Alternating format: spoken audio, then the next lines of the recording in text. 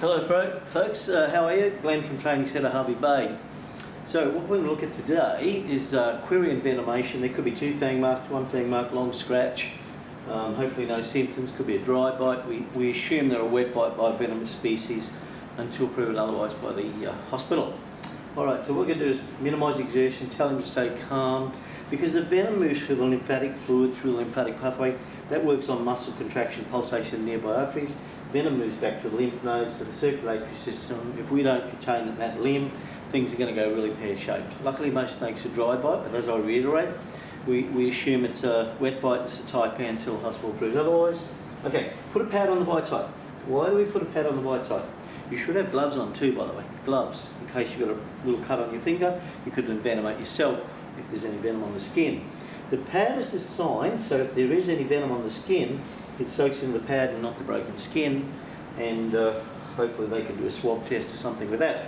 First thing, tie it, bandage it, whatever, tape it onto the bite site. So here we go, that's done. Okay, so that's done. Let's get our smart bandage. These are designed to be the right pressure to compress the venom in the lymphatic pathway but not shut off your blood flow. We could start at the toes. I'm going to start at the ankles, just more convenient on a not real person. So we're going to get the rectangle to a square. That's about 100 to 120 millimeters mercury. That's enough pressure to compress the venom in the lymphatic pathway, but not shut off the blood flow. So let's go. As I said, very difficult on a mandible like this, but I'll do my best. First thing, again, up, rectangle to a square. Again, down, rectangle to a square. Follow the line up, that's done. Down we go.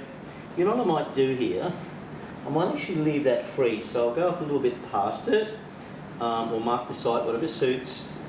Down we go, and again I'm a little bit concerned about, so I'll just leave it like that. It's not what I'd prefer to do. Up we go, down we go, move up and down. You can have it like that so you can cut there at the hospital, mark the bite site. I love these bandages, especially with this technique, the modified reverse spiral technique.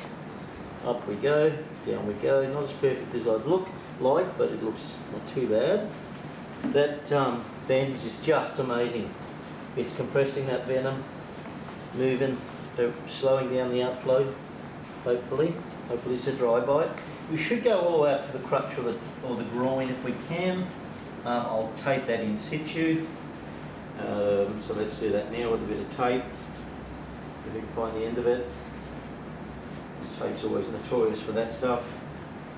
So we'll tape it in situ.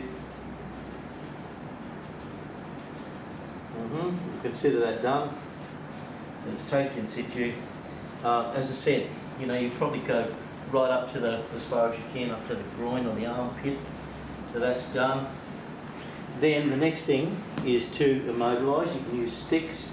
I love sand splints. I'm a really big fan of sand splints.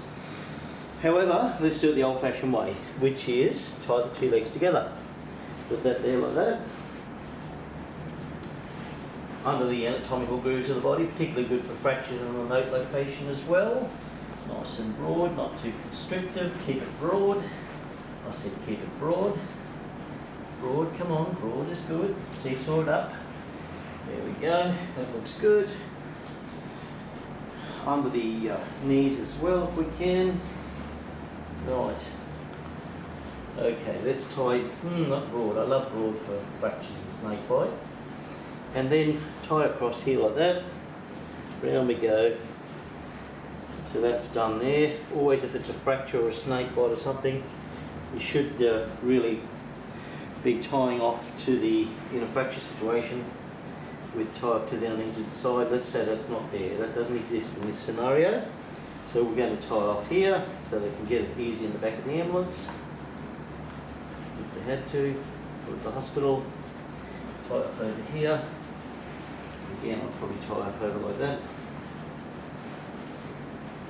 Alright, look for other bite sites too, because some snakes do multiple strikes as well. Check the other limb, wondering why they're deteriorating. We've got to identify multiple snake bites. Not so much the distal circulation, maintain his check his conscious state, respiratory state, cardiovascular state, constantly reassessing, and of course we need an ambulance on the way real fast.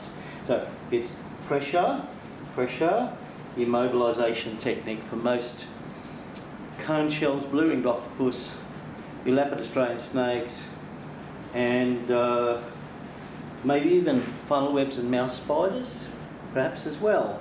Okay, so pressure mobilisation technique. See you on the next topic.